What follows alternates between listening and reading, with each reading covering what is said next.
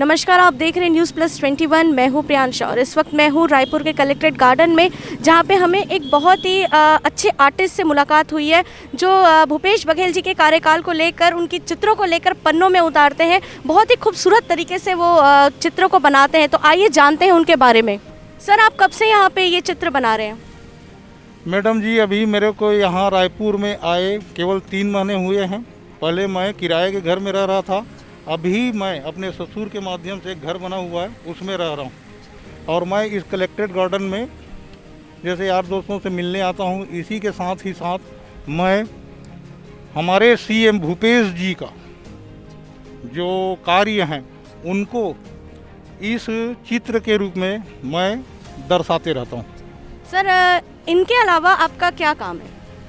मैं एक इलेक्ट्रोहोम्योपैथी करके चिकित्सा पद्धति है, जिसमें BEMS का कोर्स किया हूँ, 1 साल का DMLT किया हूँ। प्राइवेट इंस्टीट्यूट में मैं पढ़ाया करता था, लेकिन कोरोना की वजह से इंस्टीट्यूट बंद हो गई है। फिलहाल मैं खाली हूँ। मैं अपने घर में गया था, लेकिन मेरी मैडम बोली गांव में रहोगे तो आपका जो पढ़ाई लिखाई है या पढ़ने लिखने की जो वो है वो रुक जाएगा, इसलिए शहर में चलो करके मेरे को शहर में लाई। सर, ये चित्रों को बनाने का आपका क्या उद्देश्य है? मेरा उद्देश्य ये है, क्योंकि जैसे मैं रायपुर में 4 साल या 3 साल पहले भी रह रहा था, तो CM जी उस समय PCC अध्यक्ष था।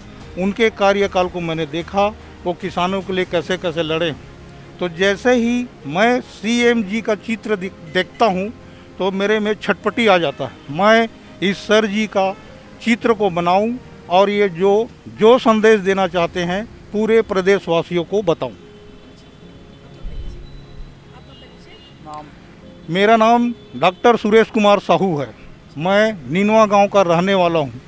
तरपुंगी और सेंचुरी सीमेंट बैकुंठ के करीब में एक निनवा गांव है, वहां का मैं रहने वाला हूं। तो ये थे हमारे साथ सुरेश जी, जो वाकई बहुत ही खूबसूरत तरीके से चित्रों के द्वारा CM भूपेश बघेल के कार्यों को एक पन्ने पे उतारते हैं। कैमरामैन दिलीप सिन्हा के साथ प्रियांशा लाजस, न्यूज़ प्लस 21, आपके हक की बात।